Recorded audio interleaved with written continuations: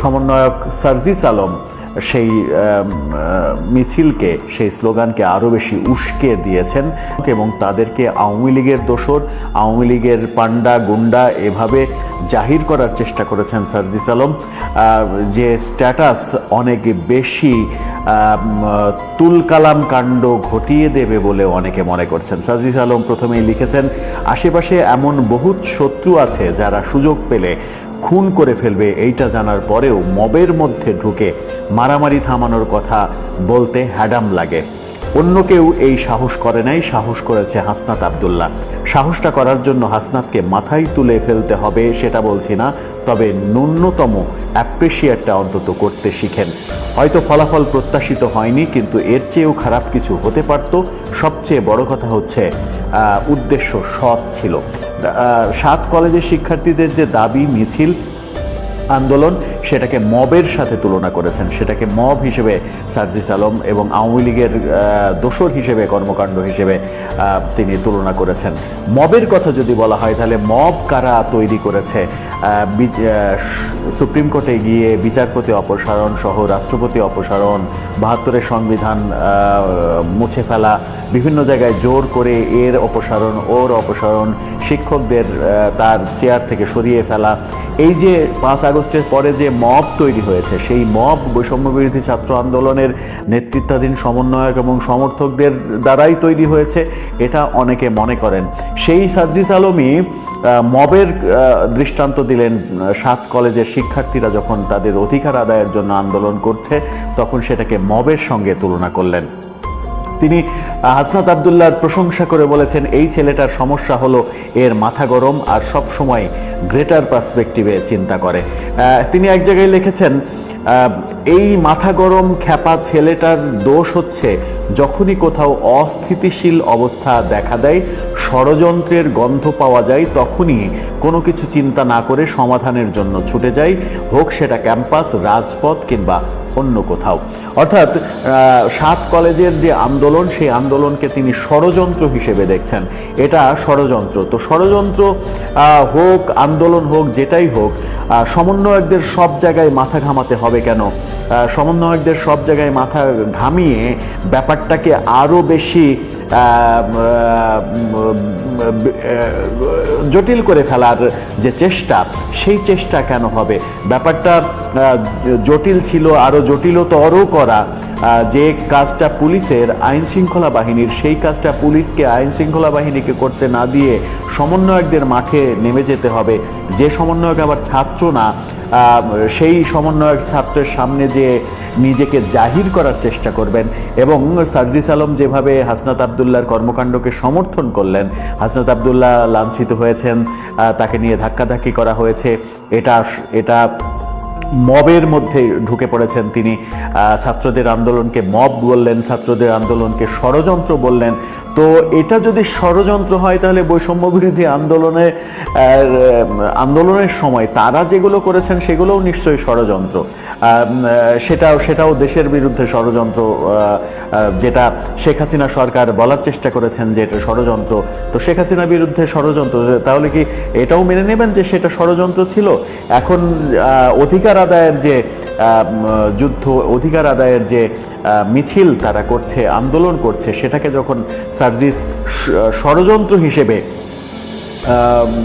আখ্যায়িত করলেন, তখন সেটা 7 কলেজের শিক্ষার্থীদের জন্য চরম অপমানজনক। এবং চরম অপমানজনক বলেই তারা এবার স্লোগান ধরেছে, আবার ডাকলে রাজুতে, জুতা মারবো মুখেতে। এই স্লোগানটা যে কত বড় অপমানজনক, সেটা বোঝার মতো জ্ঞান, গরিমা সমন্বয়কদের নিশ্চয়ই রয়েছে।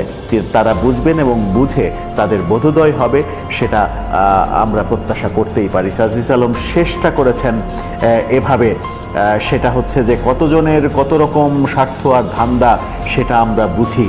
অপ্রত্যাশিত কিছু হলে এরা যে আবার গর্তে যাবে সেটাও জানি, কিন্তু দিন শেষে চোখের সামনে রক্ত আর হাজারো জীবনের বিনিময়ে অর্জিত নতুন স্বাধীনতা রক্ষা করতে হাসনাতরা প্রতিজ্ঞাবদ্ধ। শুধুমাত্র হাসনাত আর সার্জিস আলমরা প্রতিজ্ঞাবদ্ধ, আর যারা ছাত্ররা যারা আন্দোলন করছে তারা সবাই ষড়যন্ত্রকারী।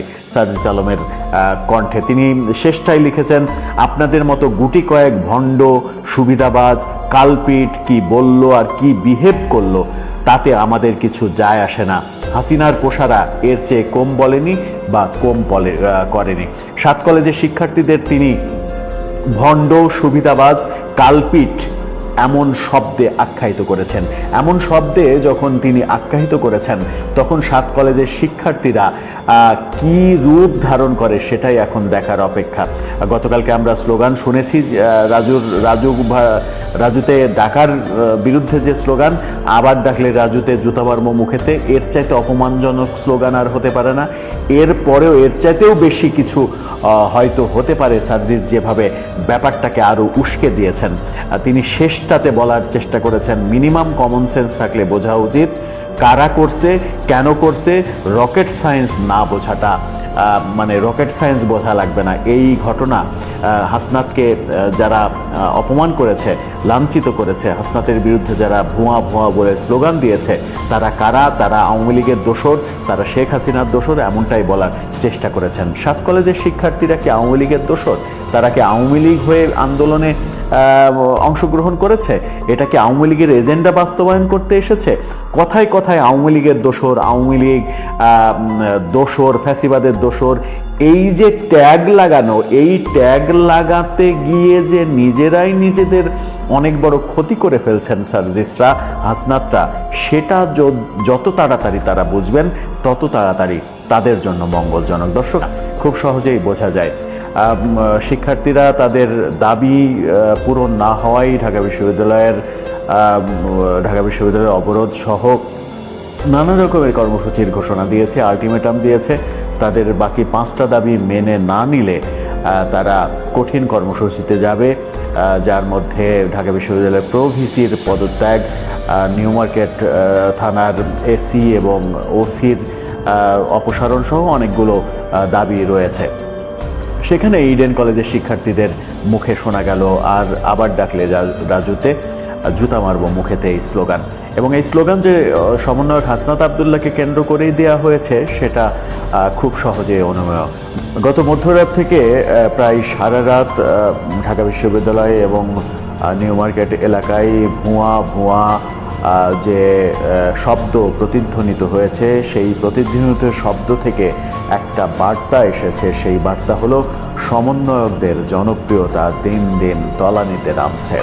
সমন্বয়ক হাসনাত আবদুল্লাহকে যেভাবে ভুয়া ভুয়া ধুয়ো দিয়েছে 7 কলেজের শিক্ষার্থীরা, কদিন আগেই একসঙ্গে আন্দোলন করা শিক্ষার্থীরা ধুয়ো দিয়েছে ভুয়া ভুয়া, সেই ভুয়া ভুয়া ধুয়োতে অস্থির হাসনাত আবদুল্লাহর পরবর্তী কর্মসূচি কি হবে, পরবর্তী পদক্ষেপ কি হবে, সেটা খুব বেশ কষ্টসাধ্য করার খেসারত দিতে হয়েছে গত রাতে তাকে।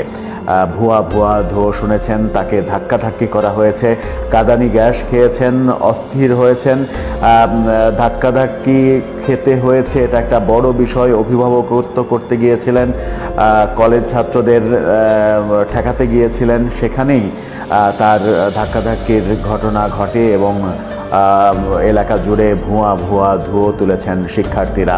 হাসনাত আবদুল্লাহ সেখান থেকে চলে আসতে বাধ্য হয়েছেন এবং এক পর্যায়ে কাঁদানি গ্যাস খেয়েছেন। কাঁদানি গ্যাস খেয়ে চোখে মুখে অন্ধকার দেখেছেন, সেরকম দৃশ্যও আমরা দেখেছি। পুলিশকে ঠেকিয়ে তিনি অভিভাবকত্ব করতে গিয়ে এক ধরনের মুসিবতেই পড়েছিলেন তিনি। গত রাত থেকে যে আন্দোলন, 7 কলেজের আন্দোলন, সেই আন্দোলনের ফলে আজকে দিন শেষে ঢাকা বিশ্ববিদ্যালয়ের ভিসি সংবাদ সম্মেলনে 7 কলেজের সঙ্গে ঢাকা বিশ্ববিদ্যালয়ের সম্পর্কের আনুষ্ঠানিক ইতি টেনেছেন। অর্থাৎ এই 7 কলেজের ভর্তি সিস্টেম, ঢাকা বিশ্ববিদ্যালয় কেন্দ্রিক যে সিস্টেমটা ছিল, পরীক্ষা সিস্টেম, সেগুলো আর হবে না, থাকবে না। এই 7 কলেজ এখন থেকে আলাদা। যদিও 7 কলেজের দাবি 7টা ইন্ডিভিজুয়াল বিশ্ববিদ্যালয় করার, কিন্তু সেই দাবি বাস্তবায়ন আদতেও সম্ভব কিনা, একটা কলেজকে চাইলেই বিশ্ববিদ্যালয় বানিয়ে দিল, কোনো কাঠামোগত উন্নয়ন না করেই, শিক্ষাগত উন্নয়ন না করেই একটা কলেজকে বিশ্ববিদ্যালয় করে ফেললো, তাতে এখনকার বিশ্ববিদ্যালয়গুলোর মান কোথায় যাবে সেই আলাপ আলোচনাও কিন্তু চলছে। দাবি পুরোটা বাস্তবায়ন করা সম্ভব হোক আর না হোক, একটা দাবি কিন্তু ঢাকা বিশ্ববিদ্যালয়ের ভিসি মানেননি কিংবা সেই দাবির কাছেও যাননি। সংবাদ সম্মেলনে সেই ব্যাপারে কোনো কথাও বলেননি। উপাচার্যের পদত্যাগ দাবি করেছিল ছাত্ররা, সেই ব্যাপারে কোনো কথা বলেননি। উপাচার্যের বিরুদ্ধে যথেষ্ট অভিযোগ ছাত্রদের, এমনকি ঢাকা বিশ্ববিদ্যালয়ের ভিসির বিরুদ্ধেও অভিযোগ। ভিসি গতকালকেই বলেছিলেন ছাত্রদের কাছে ক্ষমা চাওয়ার প্রশ্নই আসে না, ওরা সব বেয়াদব। সেই বেয়াদবদের কাছে আজকে তিনি ক্ষমা চেয়েছেন, তিনি দুঃখ প্রকাশ করেছেন। ঘটনা উল্টো খাতে চলে গিয়েছে বলে তিনি দুঃখ প্রকাশ করতে ক্ষমা চাইতে বাধ্য হয়েছেন বলেই অনেকে বলছেন। শেষ পর্যন্ত যেটা হলো সেটা হচ্ছে ঢাকা বিশ্ববিদ্যালয়ের সঙ্গে এই 7 কলেজের সম্পর্ক আর থাকছে না শিক্ষার্থীদের দাবি অনুযায়ী। কিন্তু এই ঘটনা, এই সংবাদ সম্মেলন করতে যে সময়টা লাগলো, এর আগে ছাত্ররা 4 ঘন্টার একটা আলটিমেটাম দিয়েছিল, সেই 4 ঘন্টার মধ্যেই মূল দাবিটা মেনে নেওয়া হলো। এরপরে আরও দাবি রয়েছে, সেই দাবিগুলো নিয়ে হয়তো আরও আন্দোলন হতে পারে। কিন্তু গত রাতে হাসনাত আবদুল্লাহকে নিয়ে এই ঘটনা যখন ঘটে, হাসনাত আবদুল্লাহ লাঞ্ছিত হওয়ার ঘটনা ঘটে, সেই সময় কিন্তু সার্জিস আলমকে দেখা যায়নি ঢাকা বিশ্ববিদ্যালয় এলাকায়। আরেক সমন্বয়ক হাসিব, তাকে দেখা গেছে কলেজ শিক্ষার্থীদের কাছে হাত জোর করে ক্ষমা চাইতে, বারবার ক্ষমা চাইতে। তাকে এক প্রকার ঘিরে ধরেছিল ইডেন কলেজের শিক্ষার্থীরা। বারবার তিনি ক্ষমা চাচ্ছিলেন, হাত জোর করে ক্ষমা চেয়ে নিজেকে মুক্ত করার চেষ্টা করছিলেন। এরকম দৃশ্য যখন আমরা দেখলাম, তখন একটা বিষয় সামনে চলেই আসে যে সমন্বয়কদের জনপ্রিয়তা কি আসলেই শেষ হয়ে গেল কিনা। সমন্বয়কদের নিয়ে নানা রকমের আলোচনা সমালোচনা যখন অন্য ক্ষেত্রে চলছিল, তখন ঢাকায় একেবারে প্রাণকেন্দ্র ঢাকায়, যে ঢাকাতেই কদিন আগে সম্মিলিত আন্দোলন করেছে শিক্ষার্থীরা, সেই ঢাকাতেই শিক্ষার্থীদের মধ্যে যদি ধুয়ো শুনতে হয় সমন্বয়কদের এবং তাদের কাছে গ্রহণযোগ্যতা যদি তলানিতে গিয়ে থাকে, তাহলে এই সমন্বয়কদের রাজনৈতিক যে ইচ্ছা, রাজনীতি করার, দল গঠন করার যে ইচ্ছা, যে অভিপ্রায়, যে পদক্ষেপ, সেগুলো কতটা কাজে দেবে, সেগুলো কতটা সফল হবে, সেই প্রশ্ন কিন্তু সামনে এসেই যায়।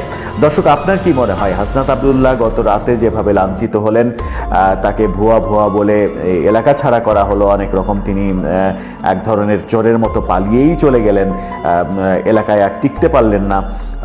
হাসনাত আবদুল্লাহর একটা ভুল বোধহয় ছিলই যে তিনি ছাত্র না হওয়া সত্ত্বেও ছাত্রদের গিয়ে অভিভাবকত্ব করতে গিয়েছেন। পুরীতে আজকে আন্দোলন করেছে, সমাবেশ করেছে, সেখানে পুলিশের বেধড়ক লাঠিচার্জের ঘটনা আমরা দেখেছি। এভাবে লাঠি পেটা করা, টিয়ার সেল ছোড়া, জল কামান ব্যবহার করা, তাদেরকে ছত্রভঙ্গ করা এবং হতাহতের খবরও পাওয়া যাচ্ছে।